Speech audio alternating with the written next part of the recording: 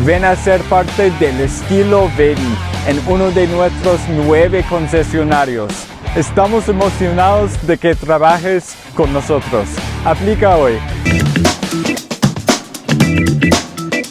Sean ustedes bienvenidos a Flow con Florido, un capítulo más aquí donde pase lo que pase tenemos que fluir. Y precisamente estamos en la recta final de quién será el próximo huésped de la Casa Blanca.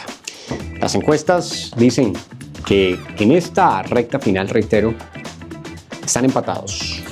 Kamala Harris, Donald Trump, demócrata Kamala, republicano Donald Trump. Por supuesto, son muchos los desafíos que tendrá el próximo presidente de los Estados Unidos. Internamente dentro de los Estados Unidos, pero al mismo tiempo, los desafíos que deberá enfrentar para poder arreglar un poco las relaciones, las guerras, los conflictos, al mismo tiempo la confianza de la comunidad estadounidense en que la economía mejore al interior del país. Ya veremos qué sucede, pero mientras tanto, aquí tenemos dos frases supremamente importantes. La primera, si deseas amar, o más bien, si deseas ser amado, ama. Es una frase de Séneca. Y hay una frase de Marco Aurelio, recuerdan el emperador romano, que dice, acéptalo sin arrogancia, déjalo ir sin esfuerzo. Frases que sin duda nos pueden servir para la vida. Empezamos hablando de estos temas que son las elecciones, y por eso tenemos un invitado muy especial que se llama Alex Brown, y va a estar aquí con nosotros.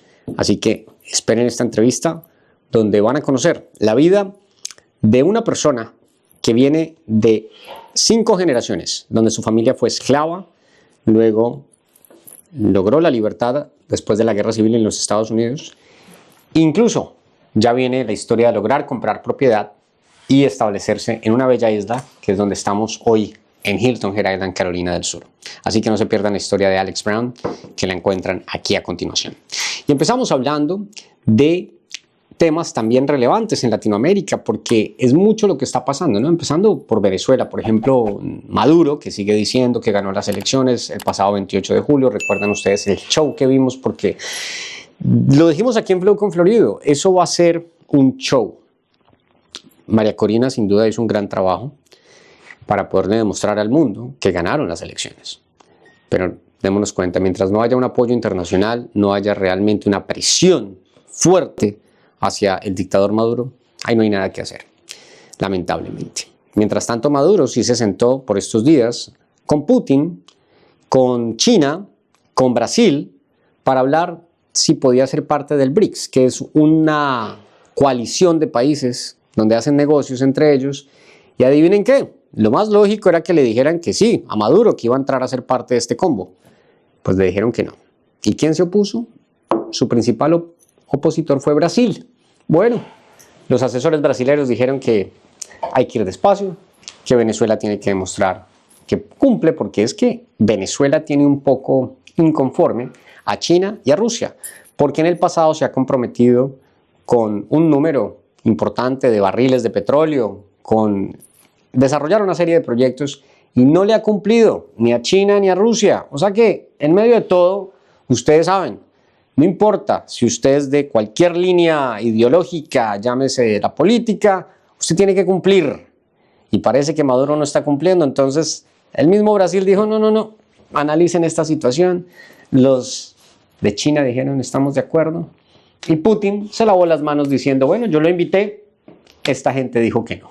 Así se fue, con el rabo entre las piernas, el señor Maduro, después de haber asistido allá a la reunión del BRICS. Bueno, pero sin duda la atención está puesta aquí en Estados Unidos, Kamala Harris y Donald Trump. Las encuestas dicen que están empatados. El 5 de noviembre sabremos realmente quién es el nuevo huésped de la Casa Blanca. Por otra parte, nos vamos un poco a Colombia y también hablaremos un poquito de México. Bueno, Colombia, el tema está muy lamentable. Todos los días la economía de Colombia más golpeada, todos los días menos oportunidades, aunque hay un río revuelto y en río revuelto siempre hay oportunidades, ¿cierto? Pero la realidad es que tenemos un líder colombiano que no promueve la unidad, que todos los días habla pésimamente mal del país, que lo único que busca es odio, división, y eso ya agota. Entonces aquí hay dos opciones: o nos dejamos llevar por el agotamiento, o realmente nos unimos, nos fortalecemos y vamos a proyectarnos en una buena Colombia. Ya por ahí empiezan a salir algunos candidatos. Un senador que se llama Miguel Uribe salió a decir que él quiere ser candidato. Es un personaje joven que tiene mucho por recorrer en el mundo político colombiano y por lo menos está hablando de sentido común. Por ahí también ya salió otro empresario que es colombiano también, que ha manifestado querer ser presidente de Colombia, que quiere ser presidente de Colombia. Vamos a ver cómo le va. Es de apellido Botero, el señor Botero, Santiago Botero, es el que quiere ser presidente de Colombia. Vamos a ver cuáles son sus propuestas y en el 2026 ya veremos qué pasa, porque recuerden que desde Colombia la balanza se puede inclinar o para un lado de la pobreza o por un lado de la riqueza. Porque hoy ya no podemos hablar ni de comunismo ni de socialismo. Estas organizaciones políticas de hoy, ¿qué tiene Maduro? Maduro es una dictadura donde no deja crecer a nadie y deja hacer lo que se le dé la gana a otros, pero ahí no hay filosofía de nada. En Cuba, ¿qué hay?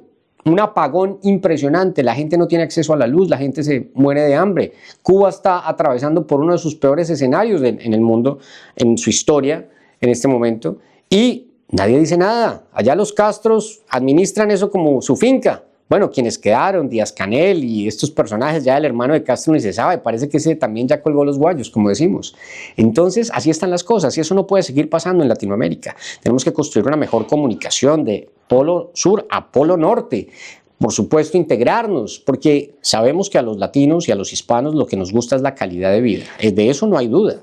Entonces es importante entender esos fenómenos. Lo mismo pasa con México, que ya asumió esta nueva presidente, pero lo que sabemos es que no hay un verdadero camino de desarrollo económico hoy proyectado desde allí. Sin duda, pues México es un país muy fuerte que en este momento no se logra sentir demasiado estas diferencias, pero todo el mundo es vulnerable. Así que así están las cosas. Por otro lado, también en Colombia, por allá, uno de esos líderes terroristas, Iván Márquez, al parecer otra vez aparece como que está muerto, porque ese tiene más vidas que un gato.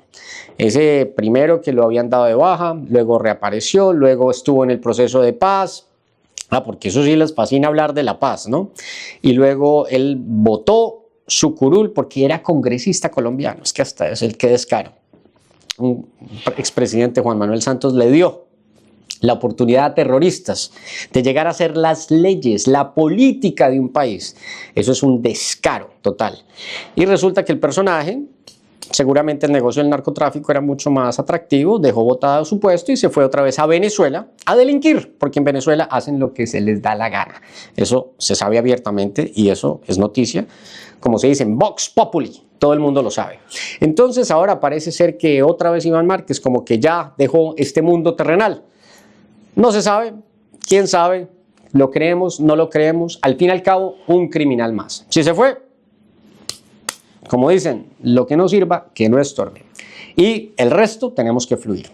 Bueno, pues así están las cosas hoy en Latinoamérica, un poco. Por otra parte, aquí también usted votará en los Estados Unidos antes del 5 de noviembre por gobernantes locales, así que verifique quiénes son sus gobernantes locales. La comunidad hispana, hoy en Estados Unidos hay más de 30 millones de hispanos habilitados para votar, así que aproveche, participe, porque sin duda los gobernantes que queden en los Estados Unidos y por supuesto en cabeza del futuro presidente será fundamental para la proyección de lo que pasará en los próximos años, tanto en Estados Unidos como el impacto a nivel internacional. Así que este es un pequeño avance, los dejamos a ustedes con Alex Brown, la historia de un afroamericano que ha desarrollado un liderazgo en su comunidad y aquí está para contárnoslas. Bienvenidos, Alex Brown, y siempre flow con Florido, porque pase lo que pase, tenemos que fluir. Y recordamos las frases con las que empezamos. Si deseas ser amado, ama. Séneca. Acéptalo, sin arrogancia. déjalo ir sin esfuerzo. Marco Aurelio. Hasta la próxima. Flow con Florido. Hello, hola, everybody. Bienvenidos. Welcome to Flow con Florido. Hoy tenemos un invitado muy especial. Today we have a special guest. His name is Alex Brown. He's going to talk about his life and he's going to let us know what is his new challenge, projects, and of course, how that can help our Hispanic community here in South Carolina, Hilton Head Island. Welcome, Mr. Alex. Yes. Afternoon. Yeah, good afternoon. Yeah. That's right. So, let me just tell you a little bit about me for those that don't know. I'm a fifth generational native islander of Gullah descent. I was born and raised here. My great-great-grandfather was actually enslaved here on Hilton Head. Oh. He fought in the Civil War and was able to purchase property here on Hilton Head. And that's where our family still resides here today. Okay? Wow, that's really... So 5 generations in. 5 generations. Yeah. Bueno, pues yo les cuento rápidamente en español. Alex Brown es nuestro invitado especial aquí en Carolina del Sur, en una bella isla que se llama Hilton Head, donde él nos cuenta que precisamente su familia pertenece a la comunidad Gala. La comunidad Gala, él nos va a explicar, pero básicamente es la comunidad que primero habitó esta área y fueron esclavos y luego tuvieron la oportunidad de comprar propiedad. Can you tell us a little bit about that history? Because I believe not everyone knows about so the Gala community was basically the first one, right? The community that yes. started here, right? There's a tremendous American history story here around the settlement of Mitchellville, which was the first freedmen's town in America before the Civil War ended, okay? And at that time, Hilton Head was mainly occupied by Africans, people of color, okay? So after Mitchellville settlement, folks were able to purchase additional land here on Hilton Head. So you had a lot of folks move into what we now call the historic Gullah neighborhoods, okay? And, sort of hard to imagine, but this was before bridge, before electricity, right? So folks were really taking advantage of, what the land had to offer as far as commerce is concerned. So that's farming. We're close to the waterways, so fishing and that sort of thing. So that was really the way of life here on Hilton Head before development started in the 50s. Incredible. Bueno, pues parte de esa gran historia de cómo se desarrolló la isla de Hilton Head antes de tener un puente, antes de tener electricidad. Pues aquí llegaron la comunidad, por supuesto, Gala, que era una comunidad morena, que fueron esclavos y empezaron a desarrollar y vivían ¿de qué? De la pesca y la agricultura. Y eso fue antes, por supuesto, de la guerra civil que se vivió aquí en los Estados Unidos. And so now 5 generations after, but how your family finally, when the war finished and become free, the first generation that had the opportunity to have property, what can you tell us about that? Yeah, well, obviously they were able to do that because the Union won the war, okay? So a lot of the plantation owners had fled the area, okay? So the government was selling property on Hilton Head. And because folks had served in the war, okay, so they had made money there, because of Mitchellville, folks were able to participate in commerce. The soldiers were here, so they needed goods and services and that sort of thing. So the Africans that were now freed were those that were providing those services. So they were able to make money, okay? And they really had a vision about that. They were making money, but they understood that the key to freedom and the key to sustainability and the key to generational wealth was the land. The land. Okay, so that's why they were so aggressive in buying land here on Hilton Head. And, obviously things have changed, okay? We're not farming and fishing anymore. But the land is still here, and the land is still very important for sustainability. Okay. Yeah, a lot of experts still saying land is is one of the best investments. For example. Sure, absolutely, right. Absolutely, yeah.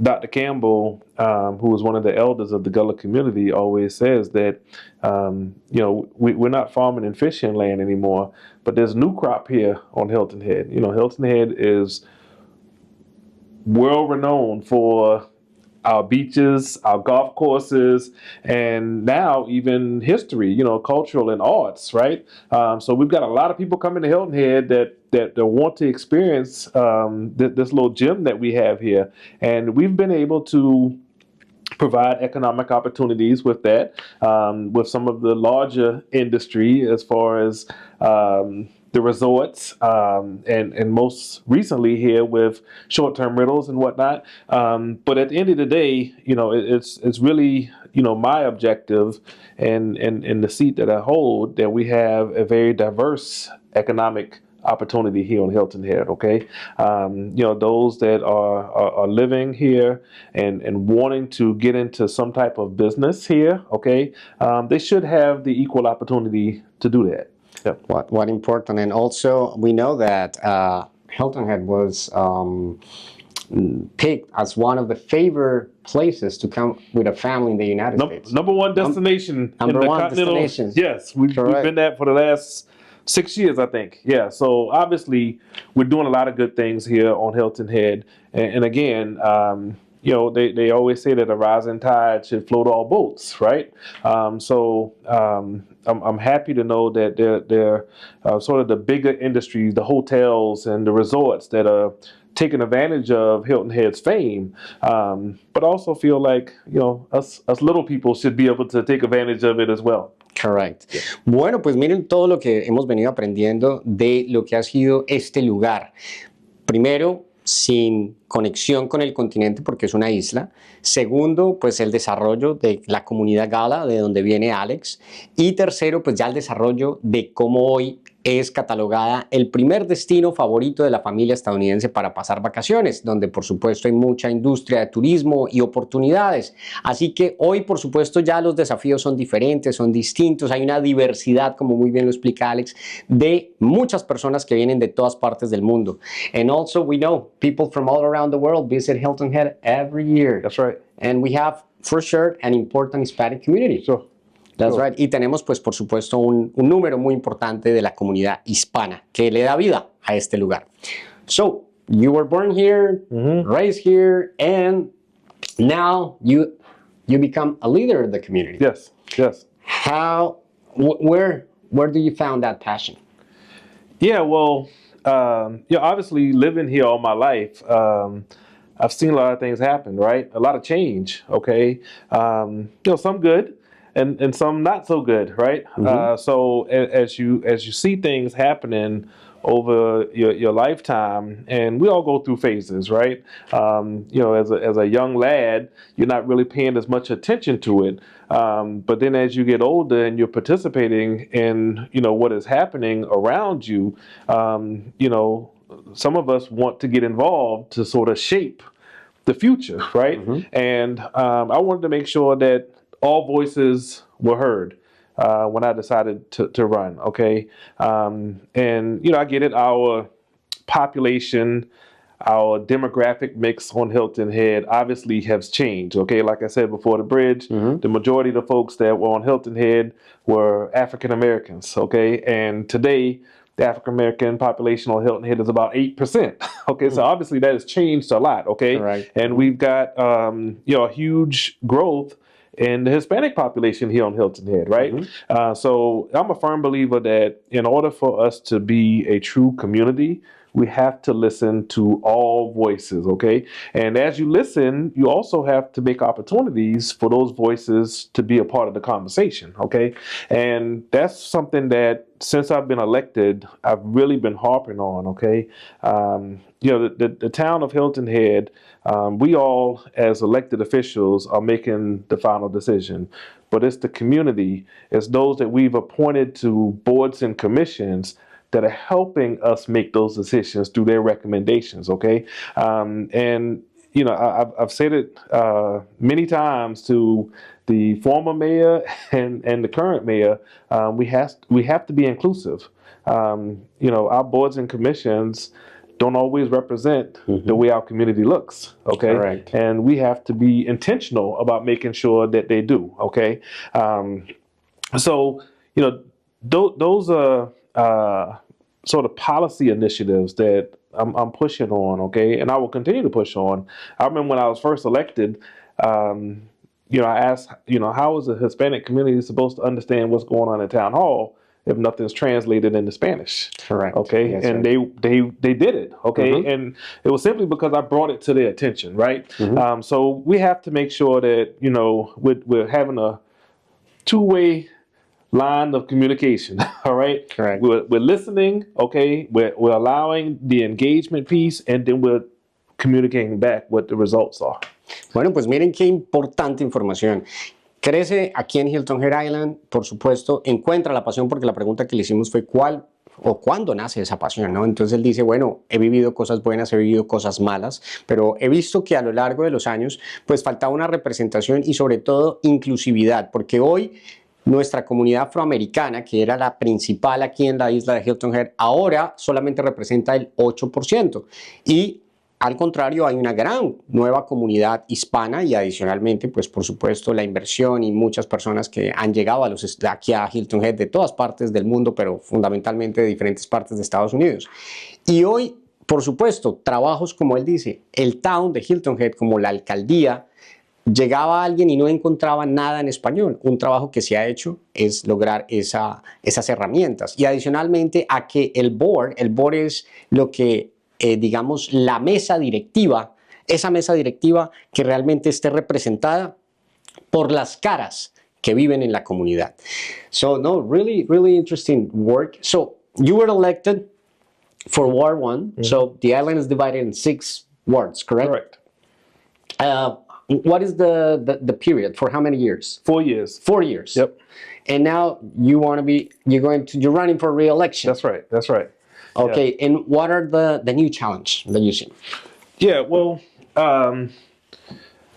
let me just give an example, Camilo, of one of the things that we were able to accomplish in the last 4 years, okay? And, you would think that this would be something that's not that big of a deal, but it really is, okay? In the historic neighborhoods is where the majority of the Hispanic population resides, okay? And many years ago, we started this initiative to get everybody connected to safe and sanitary sewer, okay? We wanted to get away from septic tanks because that is a health hazard, okay? No one needs to be connected to a septic tank, especially here on Hilton Head, all right?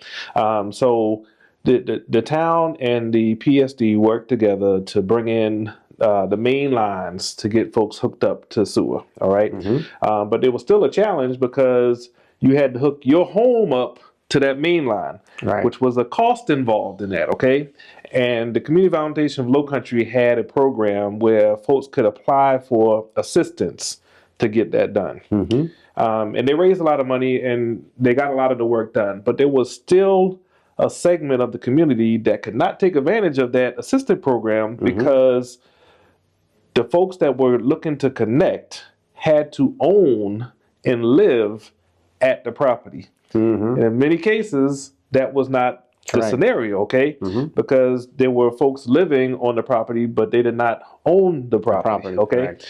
So what we did as a town is took advantage of some federal funding that came down through an executive order. And we said, well, we're going to take a portion of that money and we're going to put it towards sanitary sewer connections, okay? And we're not going to have that stipulation where you have to own and live. We're only going to say you have to live there. Right. Okay. So that program has been alive and well. Deep Well is who administers the program for us, and we've seen a lot of folks that have been applying. The funding has been granted, and we now have more people hooked up to the sanitary sewer, okay? And to me, that's a big deal because we're talking about our health and our well-being That's here, right? Yeah. So I just encourage folks, if you're still on septic, reach out to Deep Well and ask for assistance so we can get everybody in these historic neighborhoods that are not connected to sewer currently connected. Oh, very, very important. Miren, algo, por ejemplo, un proyecto, él ha sido representante hoy de lo que es el Ward 1. La isla tiene 6 divisiones que se llaman Ward. Y hoy representa la número 1. Por supuesto, está proyectado a ser reelegido, está en su campaña para ser reelegido, y nos dice, uno de los digamos, desafíos más importantes ha sido que tenemos propiedad, pero resulta que muchas de esas propiedades tienen su pozo séptico y no están conectadas, digamos, al desagüe de aguas del sistema que se ha creado en la isla. Entonces, para poder conectar las casas, las propiedades, eso tiene un valor. Entonces, a través de una ley federal se logró tener acceso a unos recursos y que muchas de las personas pudieran acceder a esto. Pero había un requisito y era que debía ser propietario y vivir en la casa.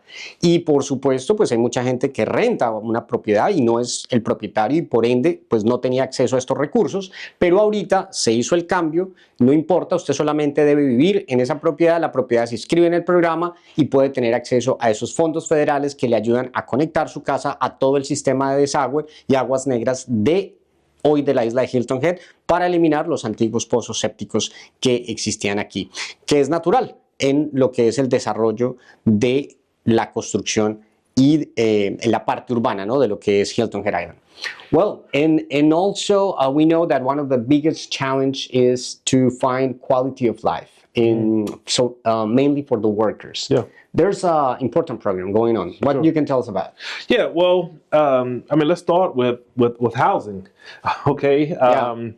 You know, typically here on Hilton Head, it's very difficult to find housing, and when you do find it, it's expensive, okay? We tend to find people paying 50 to 60% of their income on housing, and you know, that's a burden, okay, because it forces people to have to make life choices, okay, between paying to have a roof over their house, over their head, or to have childcare or food or healthcare, right? So, you know, we've got housing initiatives underway at the town where we're going to be putting units on the ground where folks are going to be paying 30% of their income towards housing, okay, which leads to a better quality of life, okay. Some of the other, you know, initiatives around housing, you know, we need to look at childcare here on Hilton Head, okay. Too often, we don't have adequate childcare for those that are working, okay, and part of the reason is because the childcare business can't find people to work because they can't find places to live on Hilton Head. So it's sort of compiling atmosphere that we're dealing with here. But the town has put forth money in the current budget to deal with housing. Okay, we all know about the Chimney Cove situation, right? And the town has also started to work with organizations like Deep Well, Community Foundation of the Low Country, some local churches.